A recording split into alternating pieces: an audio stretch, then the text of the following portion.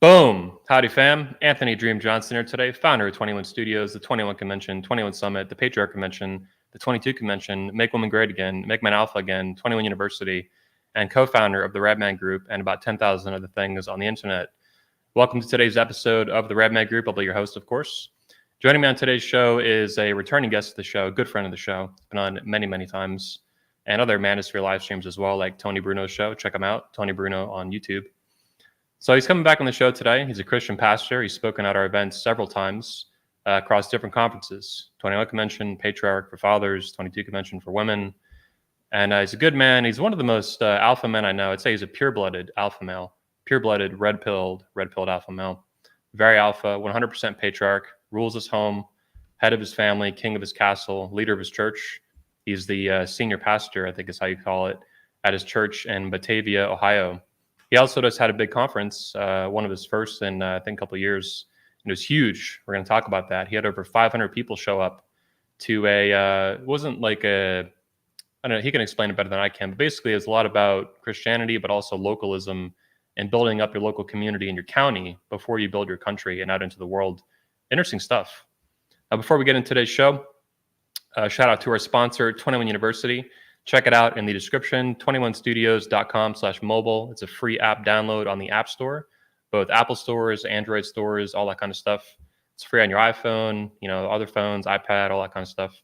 Check it out, free download, and you get early ad-free access to our videos and exclusive content, too spicy and too hot for YouTube. Check it out now. In addition to that, another shout out to our second sponsor in this 5-minute ad/introduction.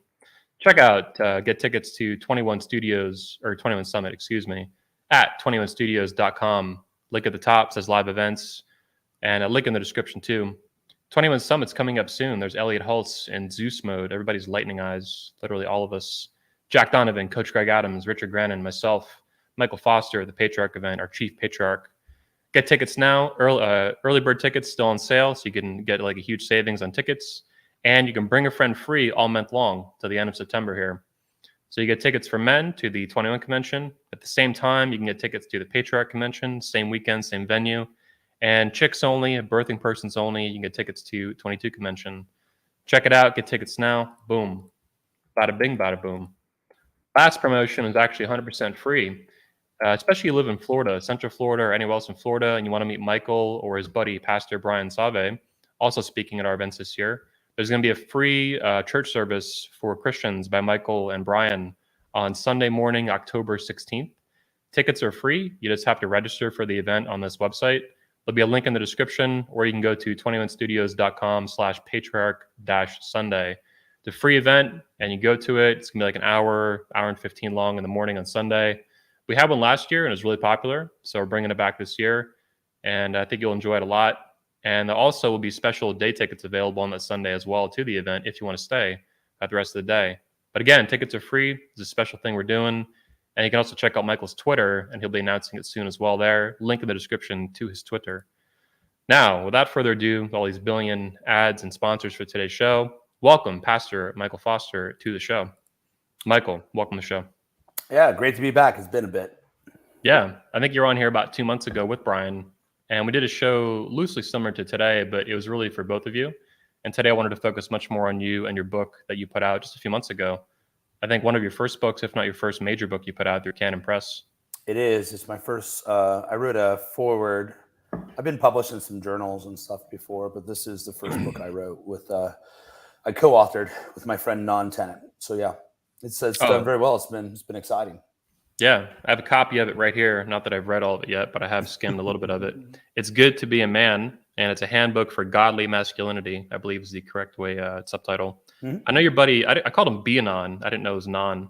I guess that's pronounced. Yeah, the B is silent. A lot of people do that. So okay, that's his old gamer tag. It's a nickname amongst his friends. Okay. Everybody watching, there's actually a link in the description to the Amazon version of this book. You can also get it on other websites. I think Barnes & Noble, Canon Press has it. There's a Kindle version too, right? Yep. Audiobook or no? Yep, on Audible. Who did you read it? No, Wade Stotts, who was the sound guy on Louder with Crowder. He did it. He did a great job. I just couldn't make it out there. They wanted me to. I just didn't have the time on my schedule. I'm amazed It's hard recording books like that, reading everything. Oh, I have no doubt. Yeah, no doubt. I know other people who've tried it. It's really, really hard. I'm kind of amazed how like well connected you are sometimes. Like you'll put out these huge books, you'll know these people on these like 8 million subscriber YouTube channels. You've been in documentaries, movies and stuff, right? It's been a weird life. Pretty well connected. Yeah. Right place, right time. So talk to me a little bit about the book. I've seen you not only promoting it, of course, for months on Twitter and social media, and to a good launch. It's one of the most popular books in its categories on Amazon. Number one, I think, in Christian's masculinity or something like that. It's been number one on and off since we launched it in a variety of categories.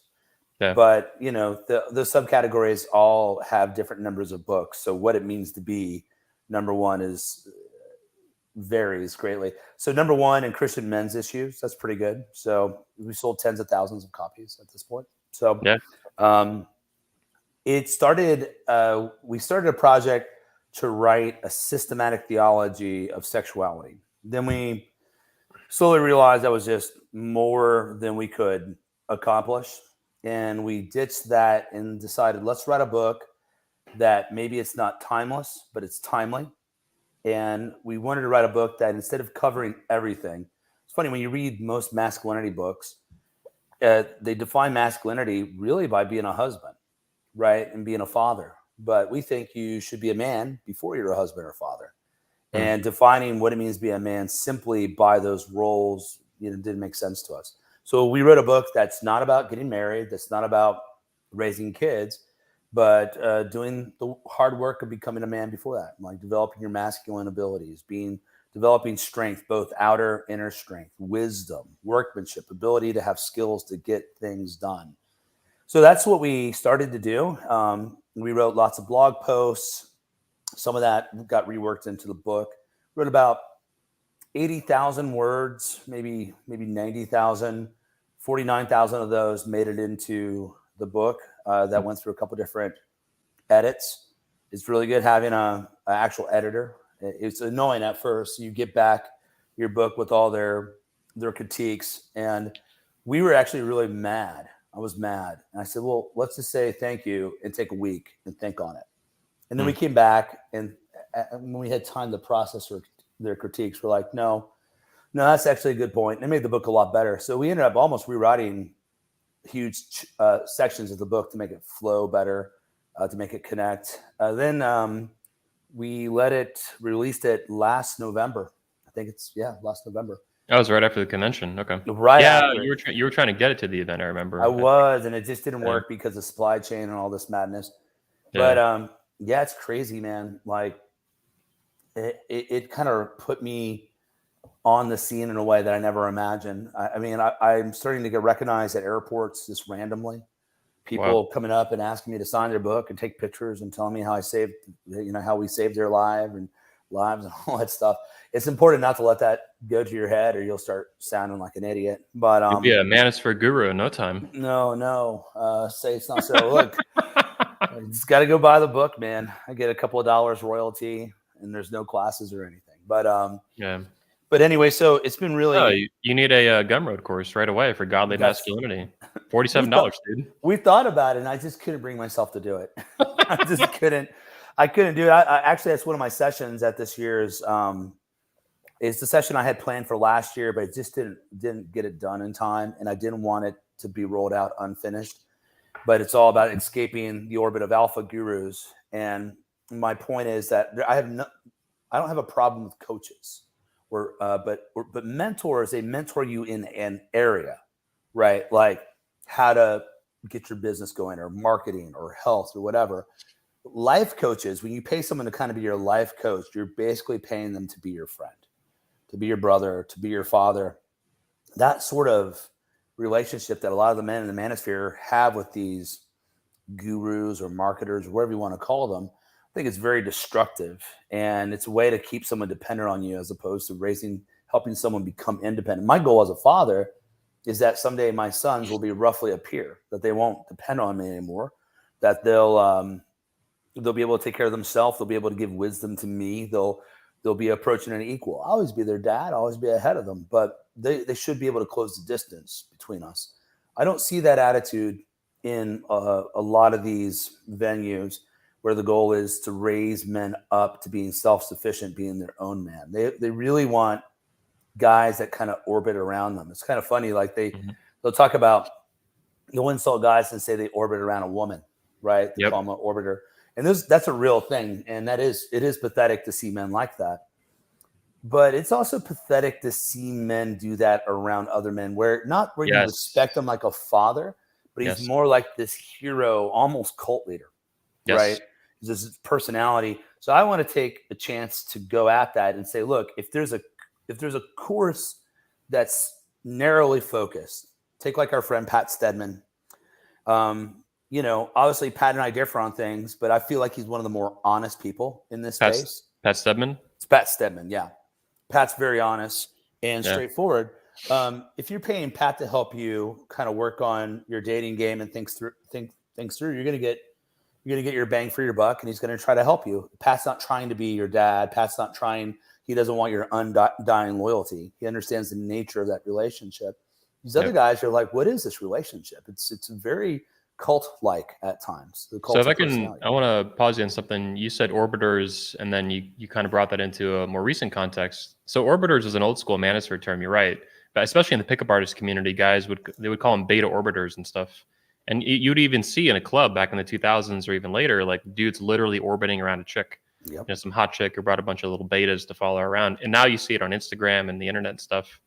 But I do agree with you, and it's sick to me that these dudes, now the modern term in the manosphere, they call it simping, right? Don't simp for that chick, simp. But the minute they simp for a guy, which in a way is what you're describing, they just have like these blinders on. They go from being like, I have the red pill lens to see the world for how it really is. And then they are blind as a bat and blue pill as can possibly be when it comes to simping for some alpha guru on the internet, who in reality is a huge liar, a huge fraud, secretly wifing up, old single moms, lying about it, shaving 10 years off their age, hiding this chick, hiding that. It's all deceptive, and it's thievery. Like, it's really. I had this guy come over to my house last year so we did County for Country last year. That was our first year, and this is our second year. And I always put on an event for the guys that are in, Nan and I have an online community for some guys that don't have men where they're at, and they just need some support. It's kind of like a Discord server and all this. I invite them all to County for Country and put on a live event just for us. And so they'll come back to my house or somewhere and hang out with the speakers. And this guy afterwards says, Michael, you're just a normal guy. And I put my hand on his shoulders and I said, look, brother, we're all just normal guys, right? Like everyone, that's not to say, like you look at a guy like Elliot. Elliot Hulse is very accomplished and whatever. You go out and have a meal with Elliot, he's a normal guy, loves his wife, wants to do well, wants to build people up. Yeah, he's quite the strong man and all that. But in terms of just this sort of larger in life personality that gets projected online, sometimes that's our fault as a speaker, but a lot of times it's the person watching us turns us into something that we're not. Yes. And when we have a chance to level with someone, what that does is it gives them the hope that they can rise to the level of accomplishment that we have in our life. Like, yeah, I was like you. You can do what I've done, or you can do it at some level. What I don't like with the alpha guru types is that you will never be as great as I am. And what you have to do is basically, give honor to me. If you try to break away at all from me or whatever, then you're a betrayer and you're a fraud the whole time. And you have to give me money on Patreon and buy my book and this book and that book and 10 books and more money on Patreon and need coaching. And it's an endless grift where they just, it's interesting. You mentioned this codependency kind of, or you put it in different terms, but they keep these guys stuck in a cycle. And what Dr. Sean Smith pointed out at 21 last year on like the Redman Group panel he was on, is that it's very deceptive and it's convincing to these guys, because when they keep them stuck in this dependent loop, this dependency, they give them the opposite language. They say, oh, I want you to think for yourself and be independent. And if you disagree with me, you're a fraud, you're a loser, you were always wrong, you're beta, whatever. So it's this constant gaslighting where they really do want them stuck in this codependency cycle, on the hamster wheel, paying $10 a month forever or whatever, right? And then they feed them this language of, no, you're going to think for yourself. And by think for yourself, I mean, think exactly like I do the whole time. I mean, as a Christian, that sometimes these guys mock, it's especially humorous to me. Well, I'm not like you brainless religious people that trust in a book and just do everything you're told to do and whatever. I'm an independent thinker. Yeah. And I'm watching and I'm like, well, I think you don't realize you're in a church of a sort. Like, Yeah. I think you are in kind of a more cultic, abusive relationship. Like our church, we don't tell people what to do like that. We have room for doubts. We have rooms for disagreements and all that stuff. You don't really see that in a lot of these channels. Like the moment you start to doubt anything, Yep. People like they fall on you. They just, so, basically two things that you see in a cult. One is love bombing, right? So like praising you, telling you you're awesome and all this stuff, making you feel welcome. A lot of these guys are so ostracized. They've gone through something terrible. Maybe they are socially awkward for whatever reason. When they start to really connect with people in this, they feel at home, and then they get a like from some guy that they respect on Instagram or Twitter or whatever, and those guys, those guys receive that love, then they just feel brought into a community, and that can be legitimate love, but love bombing where it's like over the top. So you see that in lots of cults, a little bit in the manosphere. What you especially see though is that anyone that challenges the narrative, challenges the main guy, there's just immediate and swift retribution for that, disapproval. And you either fall back in line or you get blocked. Who cares? Well, it's also the fans that come after you. If I post a meme, we've had a flood of new subscribers on YouTube, as you know. We've gained 70,000 subs in the past 2 months or something like that. It's crazy. And so they're new to the channel, they're new to the content, but not necessarily the manosphere. So I'm like, okay, there's fresh meat for me to trigger and to rile these guys up and kind of poke their cognitive dissonance. So I'm posting a lot of like fresh and fit memes and stuff like that, right? And it drives these guys nuts. They instantly like have this knee-jerk reaction, and they come out and it creates a huge fight in the comments, because there's guys that follow 21 that are like, yeah, I hate F&F, screw these guys, go Anthony. And then you see this army of simps who come out of nowhere, and they all say the same thing. That's what's so interesting. They've said the same thing for a year, and it's new guys. They all say the same thing, right? They're like little zombies, like little ants. They come out. You're clout chasing, you're a hater, you're this, you're that. This is free advertising for fresh and fit, blah, blah, blah. It's like, man, you really think me putting them and cross-dressing them into white chicks is free advertising for these people? You think they like this? They hate this. They're terrified of it. I have guys close to them that have given me receipts of sort that tell me how scared these guys are, because I'm hurting their business, just like the other guys I've gone after. Mm-hmm. They laugh and giggle, and you're clout chasing, and none of that's true. That's all the opposite. It's the frauds who clout chase each other. It's the lesser content creators like Conovan who do endless reactions to Fresh and Fit. That's clout chasing. Or endless reactions to Kevin Samuels. This is clout chasing. But anyway, it's the mindlessness like you're talking about. These people, you're right, they think they're so high and mighty because they're not Christian or they're not religious. Now, as you know, I'm an atheist. Like I'm not Christian or any other form of religion. But I call these people, I don't like them either. I call them flying spaghetti monster people, because that's the level of intelligence that they're like Reddit, these little Reddit like turds. Like, you believe in the flying spaghetti monster and the magic sky daddy, blah, blah, blah. They're philosophically children. Like they're pathetic. I don't like them either at all. I like hanging out with guys like you better, because you're philosophically consistent. You know what you believe, and you actually believe in it. And you're not this like loosey-goosey relativist postmodern dork. Well, I hate that crap the most. Like these patriarchs like you are way cooler, a lot more fun, a lot more interesting to argue with. Yep, I agree. End rant. So I think I think it's going to be a great year to talk about some of those things. I mean, what our hope is to kind of tie it together with the book is what the world needs is more competent men, and that's the guys that grew up without a good dad that could teach them these things. Maybe they had a dad, but he was just abdicating. He wasn't there to actually teach them. Or maybe he was absent. It's very difficult to learn how to be a man from a woman. I always tell people women make good moms. They make terrible fathers. Yep. But and there's not a lot of mentors out there that are good that won't use you.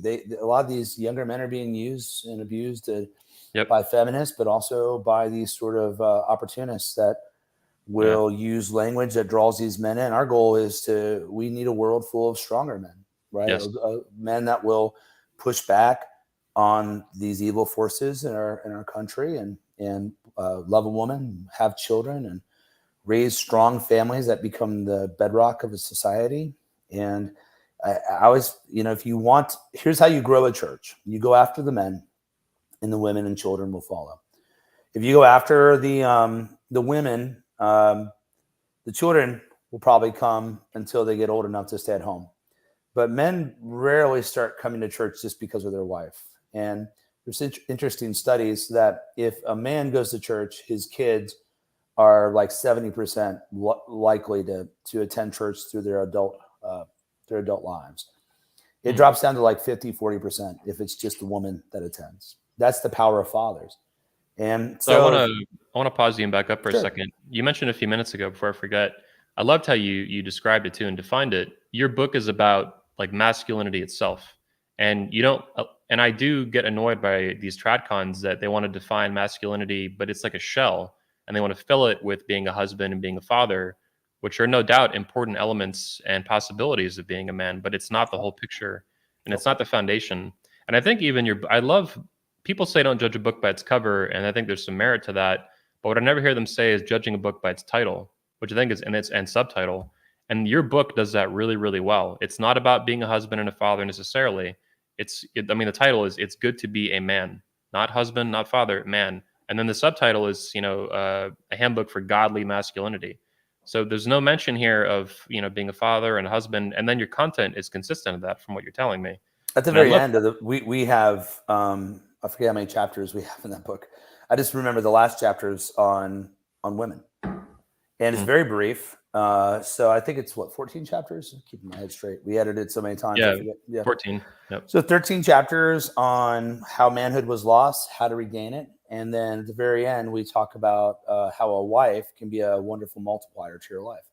Yeah. And so I always hear people say, well, I feel like your book was demeaning towards women. My book barely talks about women. Yeah. Right? You haven't read my book. I can tell. I can tell you don't know what you're talking about. You're just lying, and you think I'm going to be baited into caring about this. Well, I wanted to ask you actually about Christian pushback you've gotten from other Christians about the book, like that, because I've seen you respond to some of these on Facebook and social media. Yep. So what's some of the pushback other pastors and Christians have given you on the internet? One is that the language is crass. That's kind of a funny one. So we use the word bastard, quite a few, but we're using it in a technical sense. Like the word bastard just means illegitimate. So it's someone that has a father, but the father won't claim him, right? So he doesn't bear his father's last name. And a lot of us feel like that functionally, that we grew up bastards without a father committed to us. And then that leads to a level of cluelessness. Like we don't know how to talk to women. We don't know how to get things done. We don't know how to carry ourselves. So we have this category of men that we call clueless bastards. They take it as an insult. It's more of a category. And if you grew up without a father, you grew up not knowing how to be a man, you feel that pain, right? And the word bastard has a sting to it. So like say homosexual, that is clinical. Say sodomite, that has judgment attached to it. It's a more powerful word. So if you say fatherless or whatever, that's one thing, that's fine. But when you say bastard, it attaches the difficulty and fringeness that you feel growing up without a really good man in your life. So we wanted to use that word. So they say that's crass. They don't like the way we just discuss sex. We call sex an engine of productivity. That we think sex, like if you think about fire with outside of the confines of something burns things and destroys it. Fire inside of an engine, though, it creates combustion that creates productivity and moves. So your sexual drive is from God. And when you use it to get things done, it pushes you forward. So they're like, well, I don't like you calling sex the engine of productivity. Well, okay, whatever. That's not crass, though. Like, it's not inappropriate language. We're not like cussing throughout it. So I just think these guys are living in an echo chamber, a lot of them, in bubbles. Because some of these are good men who I actually know personally that just they are detached from where we're at as a society and how basic and powerful our words need to be when we speak to young men. Men feel ashamed of their sexuality. I'll tell wives this a lot of times, so women have a hard time understanding why men struggle with porn. And that's because their sexual desire is like a tenth of ours. They don't understand that a man, a lot of times, if he's hormonally well, desires sex like exponentially more than they do. So they're like, well, I don't understand why you can't control yourself. Well, a woman, as her cycle, as she's ovulating, she gets a little more testosterone than usual. And they can get kind of crazy, they put a baby in me sort of attitude. And that's still not 100% of what a man's like all the time. And so you have to tell a woman, like, don't despise this. If it's aimed at the right thing, it's a good thing. But guys are taught to hate their sexual desire, to be ashamed of it. The idea is that Woody Allen said, is sex dirty? And Woody Allen said, only when it's done right. So the joke is that sex has to be dirty. No, it doesn't. It can be wonderful. It can be strengthening. It can bond two people together. It can produce children. In Scripture, when someone's married, it's said that they become one. What is a better example of that than a child? It is literally the combination of two different sets of DNA, personalities, and whatever combined into one person. Well, why would the creation of life be dirty? That sounds philosophically corrupt to the core. Yeah, I guess what they would say, if it happens outside of a committed relationship or marriage, it's going to lead to destruction. And I wouldn't disagree, but that's not what we're talking about. They think the intimacy of sex is dirty. They think a woman wanting to be wanted, a man wanting to go get her, right? They treat that as shameful. So there was Christians who hate you and Doug Wilson who were coming after me in my newsletter for some language like this. I was saying when I was single, I used to hunt down like the hottest woman I could find. That's what I wanted to do. It was challenging to me. It was interesting and it was fun. Whatever other religious judgments you want to make, that's fine. But when I was, a teenager in my 20s, even early 30s, this is like what I wanted to do. And that's what I did. And I didn't have any shame in it or any kind of hang-ups about it. And this angered these Christian people, these fake Christians, I call them, who hate you and hate the patriarchy, and they stalk you. I mean, they run ads. They actually run paid ads. Did you know that? About you and Doug Wilson? I'm like, crazy. Holy crap. So I think a woman wants to be wanted. She wants to be desired.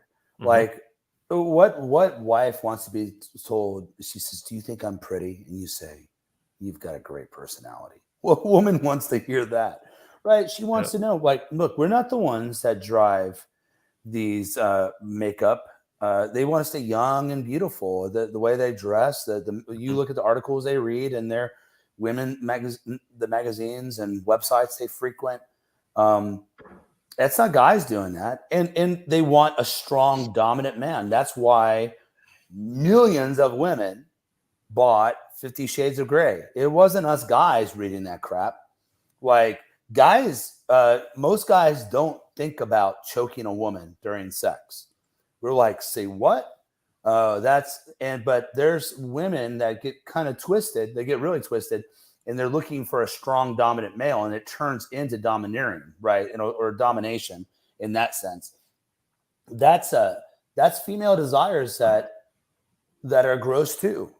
So I think there's like a twisting of sexual desire that we need to be able to talk about, but we can't because the church ladies and the prudes don't talk about it. So our kids are going to learn it from TikTok. They're going to learn it from, and how's that going to play out? I mean, TikTok is the deepest, darkest corners of a sewer, Yeah. No, let's talk about that real quick because I wouldn't say he's a mutual friend. You've never met him, but a friend of mine, Andrew Tate, you know him pretty well from the manosphere. Now, who's big in the manosphere for many years. People on the internet are just now discovering him more widely. But obviously, you've probably seen the news articles. There's all these news articles, major headlines about little kids in elementary school and middle school that are talking about Andrew Tate, and their teachers are freaking out, and toxic masculinity and the manosphere, right? He's actually mainstreamed the manosphere to like 8-year-olds, incidentally or unintentionally in a way, because of TikTok, though. But then what I think about immediately is like, man, is anyone paying attention to what your 9-year-old is looking at on TikTok? Why does he even have a phone, or she, or whatever? How many you know people in real life that have mentioned Tate, right, from TikTok? Well, my son knows who he is, but my son's getting ready to turn 16. He has a phone. It's what's called Gab Wireless, so we don't have internet on his phone. Good. And we have stuff set up on his computer as a filters and all that stuff. But I think just young men are talking about it when he games. They're talking about him. Yeah. And no one asks the question, why do these people like Andrew Tate? Yep. So they just run, it's because he's a misogynist. Well, Tate, there's obviously he runs, he's into pornography, like the distribution of pornography through cam girls. At least he did that for a time. I don't keep up. I'm against that. I think it's terrible. But when he talks about kind of base sexual nature, there's a lot of things he gets right that no one else is saying. And these young men are like, okay, finally someone's talking to me about this. And so that's why he's taking off. He's taking off. He also kind of exudes what people want to be. He's a kickboxing champion. He's in shape. He's got status. He's bold. He's quite the entertainer. He's like kind of got a P.T. Barnum sort of-ness about him, a way to sell himself like a showman. And he's really good at coming up with little quotes. And, that's kind of, so when I look at him, I told you that I always thought Tate was an honest grifter. And I think he's trying to make money from his fame and generate attention and all that. But he is what he is. He doesn't hide what he is. He's very straight up. And I think people that see a lot of fake masculinity in men that are insecure and ashamed, to see this bold, fit, successful man out there in the open, not hiding it, is very alluring to young men. And so what I'd say, what are you going to do about it? You think you can just ban them from the internet? That's turning out to be much harder than they realized. And it certifies everything that he said in a way, at least to his fans. It legitimizes him even more. That he's a threat to the system. That's why he's being banned. He's not being banned for the most part because he's whether he's a misogynist, whatever. He's being banned because he's a threat to the feministic sort of structure of things, and he's starting to inspire men to be more masculine. And now it's going to be a twisted masculinity, I think, because it's not centered on God. It's not centered on marriage, on having children. This is the thing I point out to anyone, like, it's hard to be a patriarch without having children, without raising up other sons. Like, explain that to me, and that's what I would ask them. Well, you say twisted masculinity, but compared to what? I mean, these kids have been taught absolute nonsense surrounding masculinity. That masculinity doesn't even exist. There's 500 genders. You can be gender fluid. It's like, I get what you're saying, is in your view of godly masculinity, that's very defined and it has a couple thousand years of history to it, right? But at least Tate versus, the matriarchy, the quasi matriarchy we live in, this is a lot more legitimate to these kids. They get that, Yeah. So think of the way I would look at it, think of it like a mathematical equation. Like, basically the left is saying 1 plus banana equals infinite. It's like nonsense categories. Mm-hmm. And Tate might be saying 2 plus 3 equals 4. But at least we're talking in the right numbers and we're not as far off as people think they are. And so what I think where we disagree would be more on the proper channeling of masculinity. And I know I've seen things he's posted before and things that his brother Tristan has said. I know that men like this at some level understand that traditional masculinity, which has a lot in common with biblical masculinity, is the only thing that produces stable societies. And his dad was a chess champion. His dad seems like he was a pretty a successful man in his own right. And it seems like they come from that world, and that set them up to do some of the things they've done. All that's attractive to young men, and these kids are listening, and that's why, that's why I got involved in Twitter years ago. I hated Twitter, and I got involved in Twitter because that's where the conversation is. You've got involved in TikTok.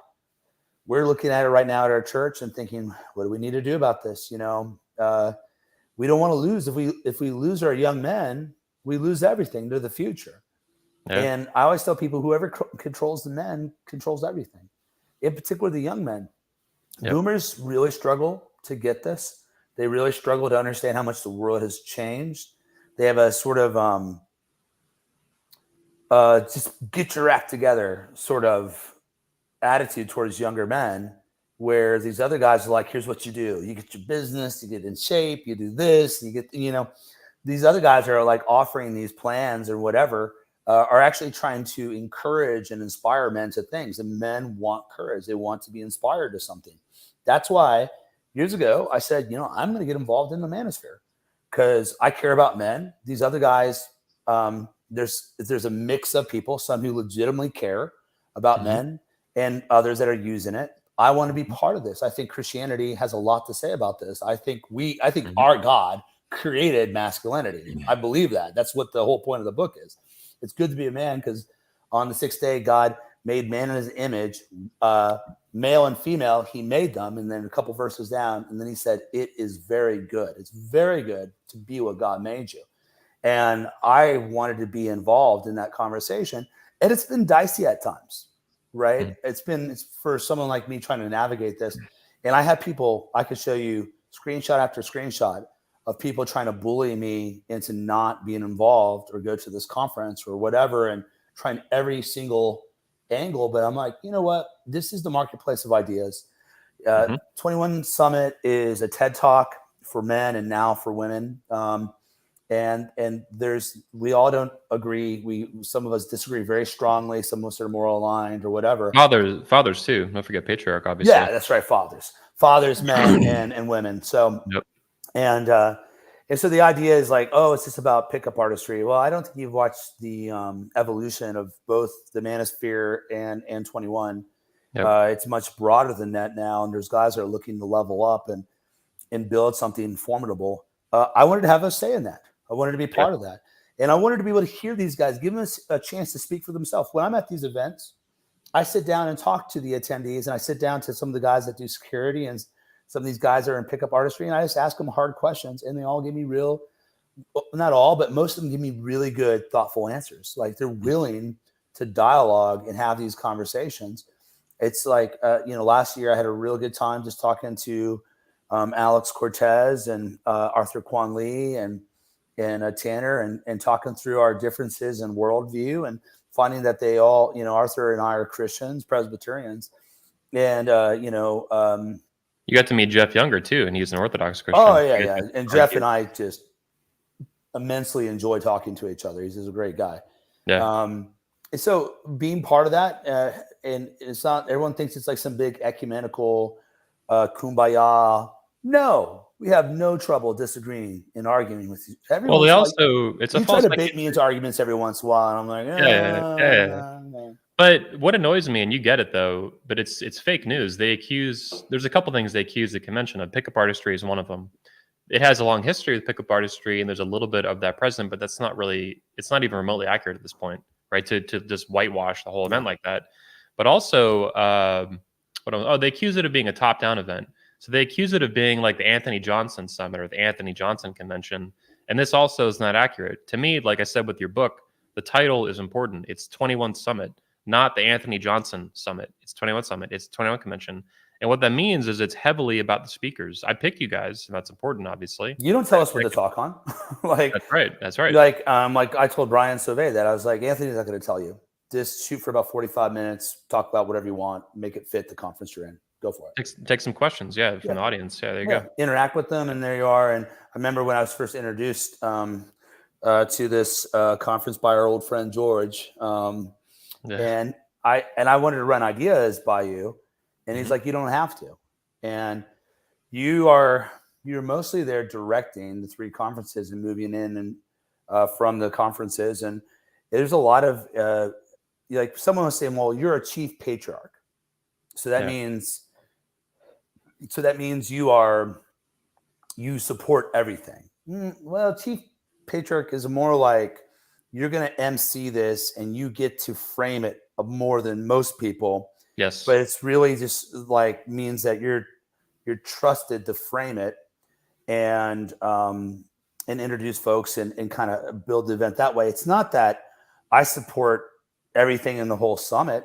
Like the only thing that, like, why would I not be in for talking about fatherhood? And a lot of those guys, it's not from a deeply secular standpoint. It's more like, let's talk about the legal side. Let's talk about what happens after you lose your kid.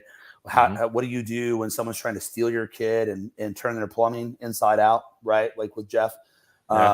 There's guys that are talking about aspirational fatherhood, like Tanner does. A lot of that stuff has a benefit. It's just like when I read business books, they're not always Christian business books. They're principles that transfer across that, and I interpret through a biblical worldview. There's people you could pick up that I was not cool with Jesse Lee Peterson. Yeah. And so the only guy I didn't introduce was, I think, Jesse and Elliot. And that's because someone else wanted to introduce Elliot. I did introduce Elliot at something. I can't remember what, though. Yeah, but I knew you and Jesse, and you were right. I mean, your gut instinct on that was completely right. Jesse was a predator the whole time. And it's a mess. And I wish I had seen that sooner myself or spotted that sooner. I mean, I guess it was difficult with that. I didn't have to do it. You could tell that I wasn't cool. So you had someone else do it, and it was awesome.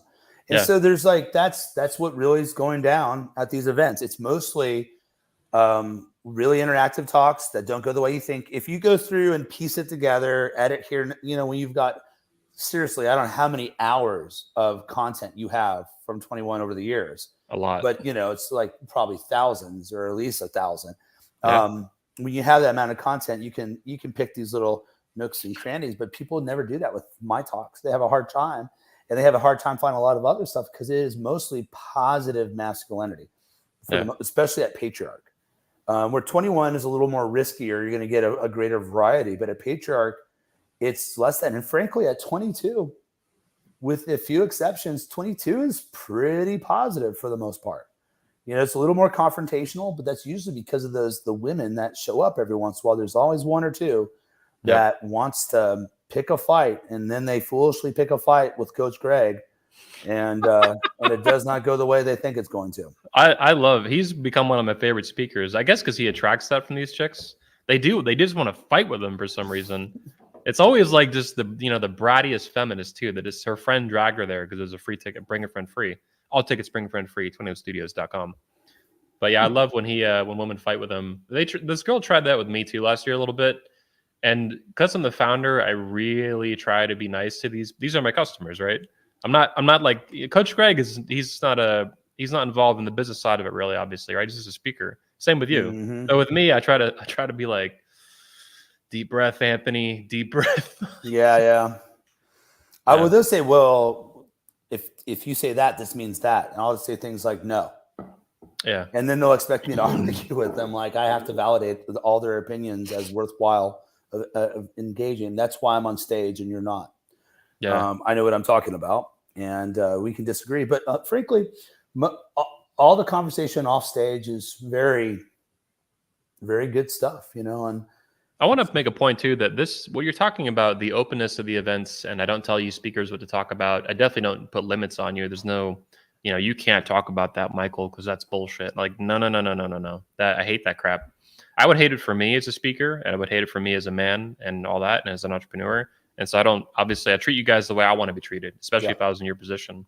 But to me, what people don't get about the manosphere is, you were talking about it earlier, the minute you go against a cult leader here or there, they freak out. The fans freak out. They freak out. They try to ostracize you, purple pill, blue pill, blah, blah, blah, right? And 21 Summit is the opposite of that. And to me, it's that marketplace of ideas that is super important. And the fluidness of that to operate smoothly like an engine is extremely important. And anybody who threatens that or tries to, there was a speaker recently, I didn't even tell you about it, but the speaker recently, he had never spoken before, but he was a big YouTuber, very big, and he had wanted to speak, and I invited him. And then he tried twisting my arm with Fresh and Fit. He wanted me to apologize to them basically and make peace with them publicly. And you can imagine how this went over with me. Like, no. You're getting memes shoved down your butt, buddy. Like, so I haven't initiated an attack yet. I may not. I don't have time right now. Who cares? Maybe later. But anyway, it was the twisting of my arm last minute. Like he accepted, but last minute. And I'm like, no. Because this is dangerous. It's poison. It's poison to me. It's poison to you. It introduces covert control over my public actions and speaker selection and stuff like that. And that to me is like absolutely toxic. And other speakers in the past, like Rollery, have tried that. They've tried kicking speakers out like Tanner and AJ Cortez, slyly behind the scenes, someone like you, he would have hated, oh no, I'm going to drop out if you get him, blah, blah, blah. Yeah, I bet he would have. Anyway, I love the freedom of it all. I'm glad you recognize that is very important. I think Brian I'm sure he understands that now, but he'll get that even more when he sees it like firsthand, how this all operates. And you say whatever you want, it goes out on the internet, all that kind of stuff. Yeah, I don't think people understand that. Like, I just come, I do my thing, I talk, hang out, meet a lot of cool people. Arthur Quan Lee and I became a friend through that. Had him at my recent event, County for Country. And it's been a good experience. I go out and pray with people and talk to them. They ask really hard questions. I do my best to answer them or say, no, that's hard. I need to think about it. And it helps me stay connected with what's going on out there, I want to talk a little bit more about your book before we get into a hot seat, a couple items. So in your book, you have a chapter called The War Between Patriarchies. Can you talk to me about that section and what that chapter is about? Yeah. So I thought I told Nan, when we wrote this book, let's make it obvious from page one if someone has or hasn't read it. And so people will say, well, patriarchy is good in all forms. That's what you guys say. Like, I never said that. First page, I say there's such thing as a bad patriarchy. Look, if a patriarch's fatherhood, right? Patre. So are there bad dads? Are there bad men? Are there bad male rulers? Absolutely. So our point is that patriarchy is like gravity. It's part of the structure of life, the cosmos. Men were made to rule. That's why we do. And you can kind of you can't ever truly escape gravity. You can manipulate it, but it's neither here nor there. Okay. So patriarchy is just part of things. But the question is, will it be a good patriarch or a bad patriarch? So in the Bible, Satan is a father of lies. So Satan is a father of sorts. Father is anyone that has authority and especially produces progeny. Children come from him. So there are patriarchs that are evil. I would say part of our problem in our country is not that we're ran by women at the top. We're ran by women in the middle. At the top are a bunch of terrible, godless men that use women in the middle to try to suppress the men that are trying to come up. Mm-hmm. So in the Old Testament, Pharaoh, there's a Pharaoh arises that doesn't know the Israelites when they're in Egypt. At that time, the Israelites have had lots of kids, and that Pharaoh is intimidated by their numbers and scared that they'll overthrow and take control of Egypt. So he sets up all these plans to try to weaken them, right? Make them work really hard. None of it works. In the end, he says, I'll tell you what we're going to do is we're going to kill the firstborn sons of Israel. Now, how is he going to do that? He tries to use the Hebrew midwives. He tries to use women, just like Satan used Eve against Adam. But these turn out to be exceptionally good women. They don't kill the firstborn, but it doesn't matter. They send people through the town, throw these firstborn sons into the river. Not firstborn daughters, the firstborn sons. That's who they kill. And it's like that scene in The Patriot with Mel Gibson, where he teaches his sons when they're ambushing the British to take out the officers first.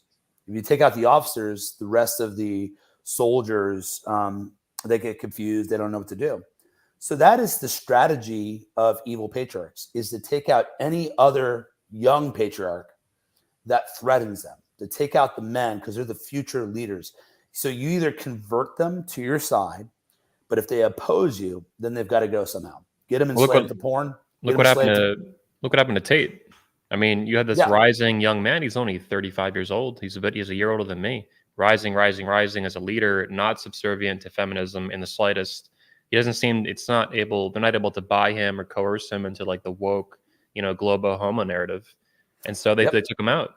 They had to, because he was going to get other men to do that, and I think that's people would say we're infecting young men with evil patriarchy, but we're not. Yeah. We're saying, no, be virtuous, be good, live according to God's law, believe the gospel, but be a man, like have strength, have power, rule, lead, exercise authority. So we wanted to talk, there's a battle. Look, I honestly, I would say the way I perceive Rollo Tomasi from afar is that he falls into that evil patriarchy definition for me. He speaks a lot of truth, but what I don't like about it is that he seems to want to capture young men. And, Here he is. yeah, so Yeah, he seems he wants to keep and use. Oh my. it's a full DVD set, guys. Get it now. My Amazon.com. goodness. But he seems to want to have control over young men, and that, as opposed to inspiring and lifting up young men.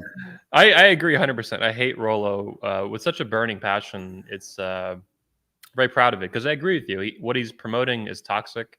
He's a fraud in every way you can name. He's illegitimate. He plagiarizes. He lies. He gaslights these men constantly. He always talks about how he values open debate. He runs from every debate that there is. The two that he's done have been with Stefan Molyneux, and he got owned, and he never talks about it, and Dr. Sean Smith, which caused a huge blow up, from what I can tell, between Richard Cooper and Sean Smith. And Rollo made his coercive, demands to, from what I can tell, to kick Sean off of Rich Cooper's channel about 2 years ago. It was a very popular show, and it was very popular in the manosphere. So yeah, Rollo is absolutely toxic. He's absolutely fraudulent. What he promotes is very destructive for men, and it's delusional, and it's fake, and it's toxic in every way we can investigate. So woman. We'll have, when people say that you just think all fathers should be in control, like, now there's bad dads out there. There really are bad men out there, but the only thing that's going to stop bad men is good men, right? Like, that's the only thing that's going to do it. Like this. Look at Socrates there. That is hilarious. I'm doing hypergamy. That actually reminds me of something Jack Donovan said last year, another speaker at 21 that we know, author of The Way of Men. And he basically said that people today, men, are just afraid to differentiate between right and wrong. Not moral judgments and what is true and what is false, all the postmodernist relativist crap. But that also applies to people. And that seems to be where a lot of beta men chicken out. Like, I love that about you, that you're not like that. You're willing to drop names, say names. I agree with this person. I don't agree with this person. What he promotes is toxic, evil, and stupid. I don't like it. You might not use the word stupid, but I do. But anyway, you're stupid a lot. I had a sermon recently where I said, it was one of those moments where I said, I know you guys don't like how I use the word stupid all the time, but I'm not allowed to use the word retarded anymore because that's offensive. So I have to say stupid. Yeah. So, yeah, good. My way of saying retarded. Anyway. But I love that you have the courage to speak the truth, including, just what's on your mind, and including when it has other people involved. And that is where a lot of men, they totally peel back, and all this alpha bravado, I'm alpha male, I'm red pill. Oh, so who are you talking about? Oh, I don't want to drop names. I don't want to give them any clout, blah, blah, blah, blah, blah. Yeah, right. They're cowards who think something is true, and they allegedly sincerely believe it, but they won't let it come out of their mouth because they're scared. They're chickens. Yeah. And you're not like that. You believe it's true, and then you say it. Oh, is this stupid? Good. He's beta, he's alpha, whatever. Shouldn't gossip. This is why I call you a pure-blooded alpha male. You got courage. Try. But you were saying slander, something, defamation? Oh, well, it was like, there's nothing more effeminate than indirect speech. Yeah. In a man. Like, men, we speak with clarity, concise, punchy, to the point. A guy that won't get to the point drives us all nuts. Like, you got a point? Is there a punchline? Is this going anywhere? We just like shooting the breeze? Like, they want guys that are going to say it. And a man, it's women that, so guys, women destroy women with words. That's not through slander, right? They trash their reputation. We destroy in open combat. So, which is either physical combat or straightforward debate, right? So women, though, are the ones that are sneaking around. And in scripture, it's funny, when women are called to holiness, they're constantly warned about gossip. Do not be a malicious gossip. And so gossip is like just sharing little tidbits out of context that can destroy someone's reputation. Slander is saying things that aren't true to destroy the reputation. You see that so much amongst a lot of these men. It's not how, if it's not my business, I'm not going to talk about it. If it's my business, I'm going to be straight, or at least try to. Yeah. I love that, man. I love it so much. You set a good example for men in the manosphere and for men everywhere that follow your content or watch you. I wish more men would speak like you and think like you and act like you. It's action, I think, is what defines men more than anything, right? That's right. Talk is pretty cheap, but actions are, and this is, I think you've seen this with me. Like, there's all these manosphere gurus that talk all this trash, and they're big, all this bravado and this fakeness, this obsession with materialism and money and cars and bling bling, money money, dog. Yeah. It's like, what have you actually built, and physically with your hands? And it's a lot of nothing usually. I built a lot of events. I built over 20 in my life, like 22 now, and soon 23. Not even counting the 3 within that one event. And it's really hard. And for whatever it is, a lot of people don't recognize that, but I do. And that's why I know when these guys, that's how I see through them. It's like, I've built stuff that's hard. Live events are not easy. They're really hard. It takes months and months of planning, even a year or more. And then it takes weeks and weeks of heavy logistics planning and moving stuff around, moving people around, flights, hotels. And I saw you had to bring 500, 600 chairs, and you had little kids carrying chairs around. It was crazy. It was wild. It was a crazy event. Our AC broke. Our AC broke during the event, and people still were happy. Ooh. I was like, they're sweating, but they're smiling. It won't happen next year, but it was pretty wild. It was a good time. But yeah, that's in our church. We always say we're a church of doers, and just come here, build things, get things done. We're always in the middle of business ventures and all sorts of things going on. But yeah, good stuff.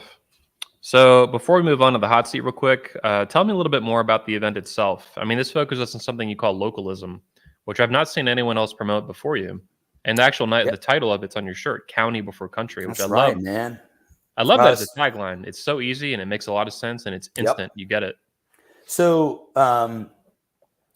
so our church, a lot of people ended up in our church as refugees. They're basically being persecuted during the lead up to the 2020 election.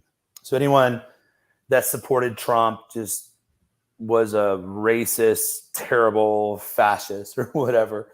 And these churches were saying you shouldn't have a political opinion, or you should keep it to yourself. And then they clearly were acting like it was wrong to support MAGA and all that. And these churches were going incredibly woke. So a lot of people that ended up at East River Church, where I pastor, early on, were kind of from that world. But what I noticed is when Trump lost the election, through whatever means, allegedly, right? And then especially with January 6th not being this messianic moment they had hoped it would be, I saw a lot of people losing hope.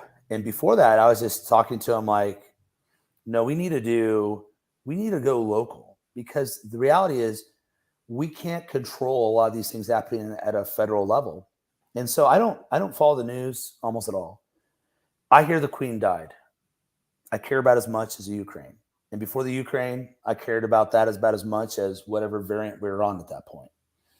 Why? Is it because I don't care about people over in the Ukraine? No, it's a war is terrible. What can I do? I can say a prayer and that's it. Do I care that the Queen died? No, I'm an American. I thought we fought a war so we didn't have to care. Are you telling me you're not going to put a Ukrainian flag in your Twitter profile pic? None at all. I don't care. To me, it's a distraction. It's like to keep the masses from actually making anything. Yeah. And so I said, look, let's put our county before our country, because if our country falls and breaks down, it's going to be us right here in our community that looks after ourselves. And this is where we can start to get involved in our local village council, our city council, our county commissioners, our zoning here. We can shoot down bad taxes, do whatever we can to bring in good companies. We can start businesses here. We can create a community that depends on itself. We can start to build a little bit of a sanctuary county for sanity, for sane people. And we started doing that. We've got, one of my pastors is on village council. We're involved. I'm in Zeal Collective right now on Main Street. One of my deacon candidates started this business after County Before Country last year. Wow. So we're deeply involved in our community. Do you have anyone on the school board yet? Not yet, but we have some family members related to some of our key church members that we all supported. Okay. They weren't. I don't really know where they fall. Some of these people fall religiously. Politically, though, we're aligned. where they're shutting down things at our school. So we got 2 of those people elected last year. Cool. And so we look for folks that, we'll put homeschoolers on the school board and just shut things down. You got to be weird with schools. That out here in conservative land, a lot of these people played on those football teams when they were kids, and these schools aren't all as woke as you would think they are. And there's just a lot of affection. So the community can take it as an attack on their tradition. So you got to be really wise how you do that. I'm a fighting tiger from Lawrenceburg, Indiana. And you go to those Friday night football games in small rural communities, and guys come out and wave that was on the state team 30 years ago, and it's still a big deal to them. So that'll be perceived as an attack if you're not careful. But the main thing is you get to know your neighbors. Your neighbors don't care about labels. Your neighbors want clean streets, safe streets. They want affordable living. All your neighbors will come to your neighborhood barbecue if they like you. You can have real conversations and change people's views much quicker in a real life scenario, in a local scenario, where online people just size you up real quick and they make decisions and they dig in really hard. That's not how it plays out in real life with your neighbors. So this is also why alpha males need to buy tickets to 21 Summit, because real life face-to-face conversations, they change things real fast. I know guys that talk to you and other speakers, Socrates, Jeff Younger, whatever coach. They get so much out of talking to you for like 5 minutes or a half hour or lunch or dinner or whatever. And it's hard to communicate that on the internet, but in person, I see it and I feel it and I hear it from these guys, from you guys, from the attendees. You probably resonate with this. I refuse to stream our conference ever. I'm not going to. The reason I'm not going to, we do post it later, several weeks after the event. We start posting each talk, partially because it takes us a while to get to it. The other reason is what our event is not just the speakers, but it's the networking that happens around it, the friendship building. And I try to network my speakers together, and I also try to network the people that come and participate, the attendees. And I never want to make it people think that this is just about hearing the speakers. Yeah. So we had, so we're always, it's the network, it's the relationship. At 21, a lot of us, we're not from Orlando. What are we going to do? Go back to our room? Why not just hang out with all these people? Yeah. And so what happens is all the speakers hang out. And you hang out with attendees. It's like there's no pass or anything. We're just around there. And so, let's go out to the bar. You want to go grab lunch and sit and talk. And then you have people that are talking you through your life situations. I could think one year where there's this young guy that he definitely married outside of his range. He had a very attractive wife, and he himself was very weak. And it was amazing to me how many speakers were legitimately concerned for his marriage. I wouldn't be surprised if they're divorced by now. I don't know what happened, but he was definitely an Elliott fan, and I think he got to talk to Elliott a little bit. But a lot of us were just sitting him down, trying to help him see just how dire his situation was and how in trouble his marriage was. I mean, where's that guy going to get those sort of people pouring into him like that, especially if he's not part of a healthy church? Exactly. Outside of a church, it's super rare. I think events where you get to know your speakers. So my thing is if I pay you I'll pay you pretty well to come, and I'll take good care of you. I'll put you up in the best Airbnb. There'll be food. All our speakers got a gift basket, had bourbon, all sorts of stuff in it. We'll take good care of you, but I expect you to be around and hang out with our people. Yeah. I want them to have access to you, because it's not just your oratory that I'm after. It's your actual wisdom and experience. Yes. And so people always recommend speakers to me that are like this talkers. I don't need those people. There's people who are a dime a dozen.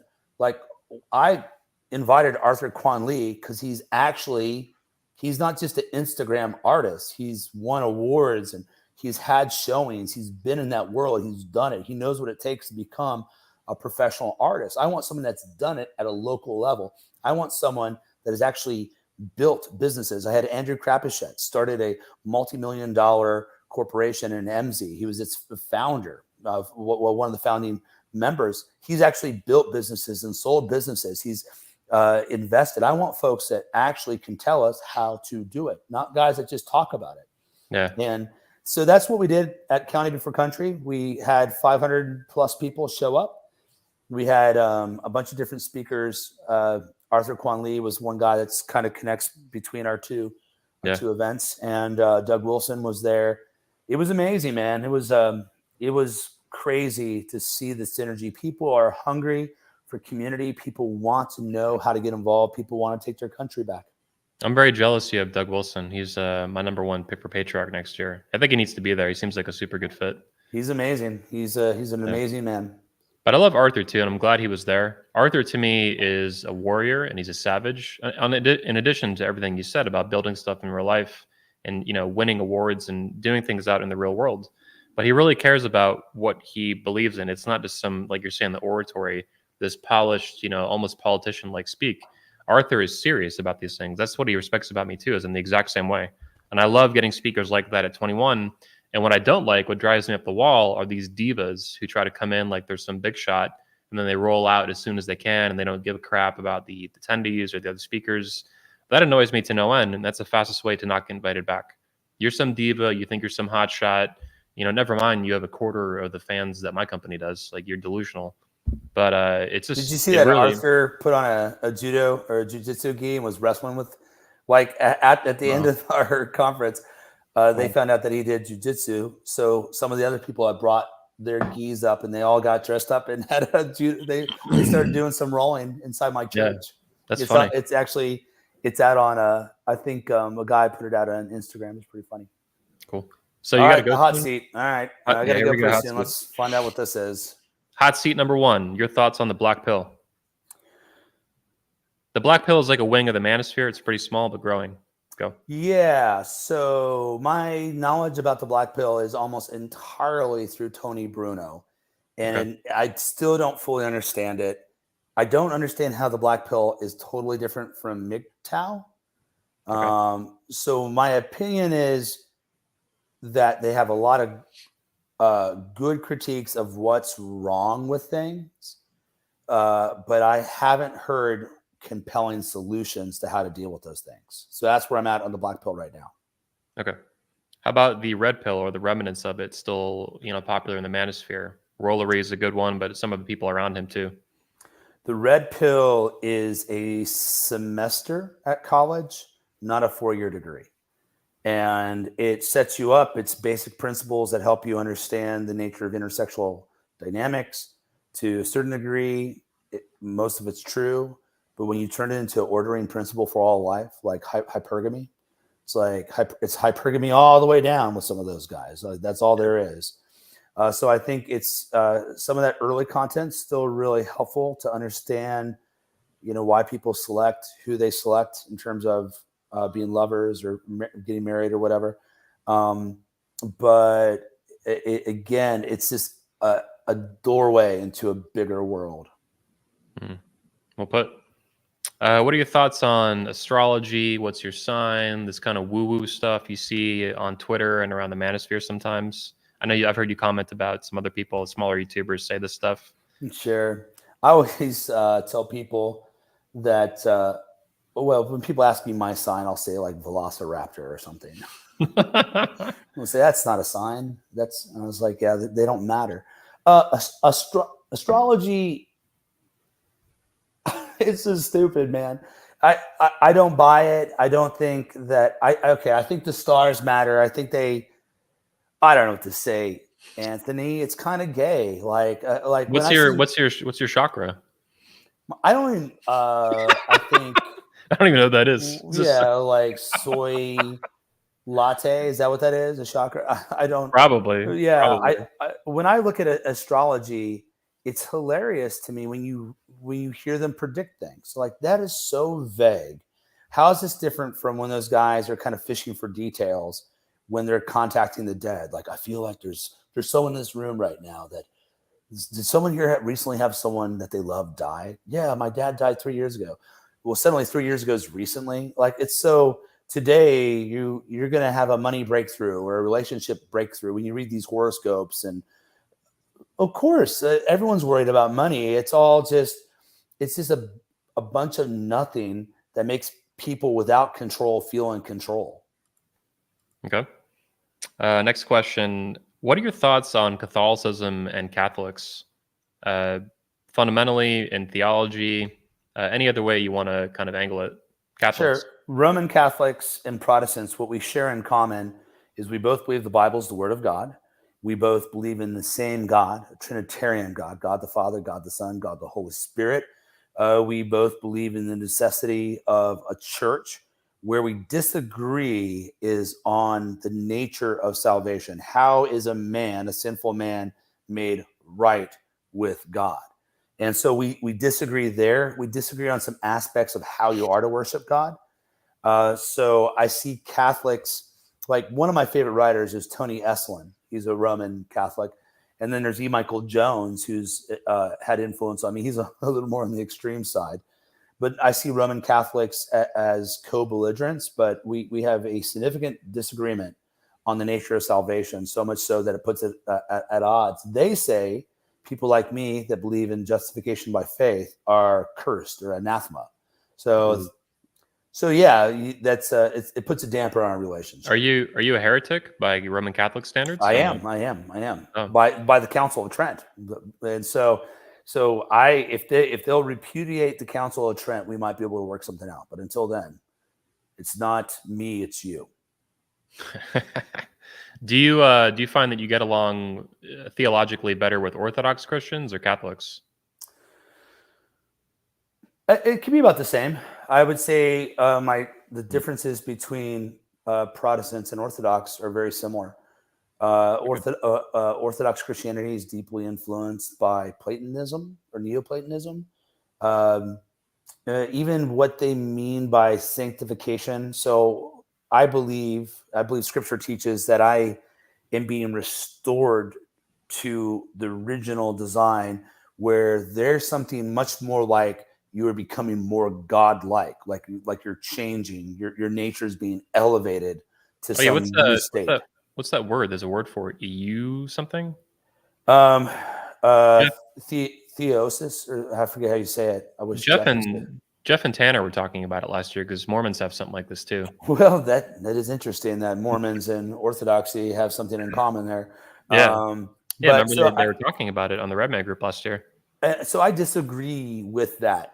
And that's a significant disagreement. Orthodoxy is a very strange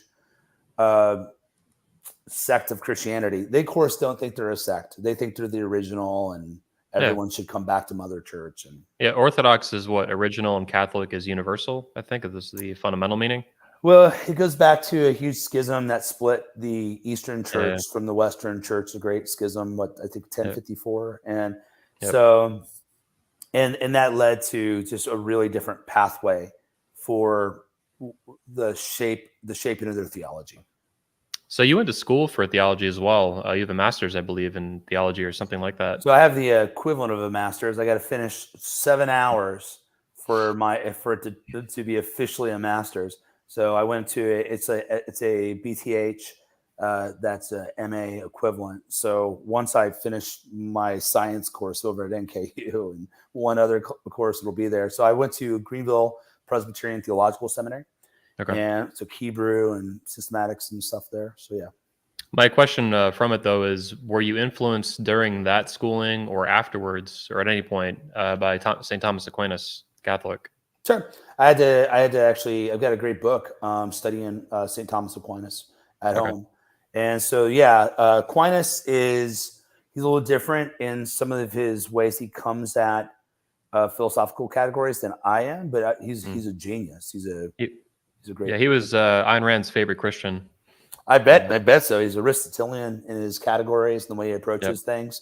Very similar to her approach in objectivism. So, what are your views on feminist Christians and feminist conservatives, politically speaking? If you can combine those two, what your views are on them? Yeah, so it depends. Like I respect honest feminists, where I don't know how you can be an honest feminist Christian. The Scripture is so antithetical to feminism. There's no way to reconcile them. For example, it says a woman may not exercise authority over a man. This is about as clear as could be in 1 Timothy, that women can't be pastors. And feminists want to say there's no real distinction between male and female, that they're interchangeable. And scripture rejects that. And I would also say that feminism has a basic disregard for women's place being headquartered in the home. Men are to be out in the fields, so to speak, working on their vocations, and women, their vocation is the home, raising children, supporting your husband. And then out of that, they start businesses and expand the household. That's what you see in Proverbs 31. So feminism and Christianity are eternally at odds, and Christianity will win. Do you see a relationship or a parallel between what you just said here with feminist Christianity and feminism prevalent in conservatism today, whether it's overt or even covert? You have these women who say they're proud conservatives, but a lot of what they preach is like, that sounds like feminism from the late 90s, like overtly. You know what I mean? Conservatives conserve the last liberal victory. Conservatives conserve the last liberal victory, right? Conservatives don't have a compelling worldview. Not really in the American political realm at all. And so, what's conservative on Fox today was liberal, just 10 years ago. And so, yeah, I just think they're basically the larvae form of liberals. They really like why in the world is Bruce Jenner or Caitlyn Jenner or whatever on Fox? It's insane. Dude, I've seen a news crew from Fox News chase Bruce Jenner around at CPAC in Texas. Like literally follow him, her, whatever, around like a puppy, like a bunch of little puppies. Yeah. It's sick. It's really sick. What about Daily Wire? Jordan Peterson gets on there, and what's his first official thing he does on kind of the difficulties and promise of gay parenting on Daily Wire? I didn't even know that. Wow. Yeah, go look at that. It's him and Dave Rubin on that. And so, of course. I was just going to mention Dave Rubin. There we go. Yep. And so, yeah, these guys they don't have a compelling worldview. They haven't thought about it. I don't think they're all grifters. I don't want to say that with everything, but some of them are just chasing clout, trying to build say, well, look, we're conservative, but we're not that mean type, right? Yeah. And I see that in the church a lot. Look, we believe that men are the leaders, but they're to be a gentleman, and they're to, be soft and always loving, to be servant leaders is what we're supposed to be. I'm like, hey, man, I'm a patriarch. We're supposed to rule. We're supposed to do it in a virtuous way, but I'm not really interested in trying to convince you that I'm the nicest guy in the room and anything like that. I don't want to be a jerk, but it's just a way to get more subscriptions and to get higher adoption, and not to confront actual worldviews and call it what it is, which is poison. Yeah. A woman. Last question. What is your view or the biblical view on predatory Christian religious leaders? Obviously, in Catholicism, there's a history of pedophile priests, and Protestant Christianity, or whatever the wider Christianity, you have like predator pastors like Jesse Lee Peterson. He's not the only one. There's many others. And then you even have like the mega churches where they need, Jesus said, I need my 5th private jet and you need to give me money for it. So you have like this variety of predatory religious leaders. I'm just focusing on Christianity. Obviously, it goes beyond that. Mm-hmm. But what's your view on them, and what is the biblical view on them? Jesus says it will be better for you to have your millstone tied around your neck and thrown into the sea than to cause any of these little ones to stumble. In other words, any leader that takes advantage of people that are younger, impressionable, children, or just naive new believers, it'd be way better for their feet to be stuck into barrels filled with concrete and sink them to the bottom of the ocean. Christ has no patience for that. Christ also says that fornicators will not inherit the kingdom of heaven, but rather will be thrown into the lake of fire. They'll be destroyed. And these guys, these sort of pastors that take advantage of people in need, these are evil men. These are men that deserve to be called out. They deserve to be prosecuted. They deserve to be banned from the ministry forever. And if they're true pedophiles, they deserve to be put to death. That's exactly what Scripture teaches. For those that take advantage of people monetarily, that is the number one mark of a false teacher in the New Testament, that these are guys that are trying to flatter you to get money from you. They're telling you what you want to hear so they can use you. They are not shepherds. They're just there as a hired man to fleece the flock, to take the wool from the flock. They're users and abusers, and they all need to be called out. And in Scripture, Paul warns about Alexander the coppersmith, who caused me much trouble. He warns about Diotrephes. He names names because people need to be warned. People need to be warned. Jesse Lee Peterson is a heretic. He's been a heretic for a long time. It's not surprising to me that someone whose doctrine is heterodox is also has practice that is at odds with Scripture. They usually go hand in hand. He's a rampant sinner, in my view. Crazy. It's crazy. And he calls it good. It's one thing to know you're surrendered to evil. It's another thing to get people to call evil good. And that's exactly what men like him do. Yeah, he's presented his sinful, backwards life as a Christian church is what he's presented at, or ministry, right? Yeah, he's talked men into oral sex and stuff like that, and somehow say this is like a spiritual duty. Yeah. No, this is wicked and evil and vile and gross and disgusting. He should be ashamed of it. And those that he led into it are right to get as far from him as possible. A lot of those guys stepped out and said things. I appreciate the boldness. It's very hard to admit those things publicly. But a lot of these guys have real power. Like the feminists aren't wrong about everything. There are a lot of people in any institution that uses that power. It's like, think of these pastors that use that power to sexually abuse hurting people.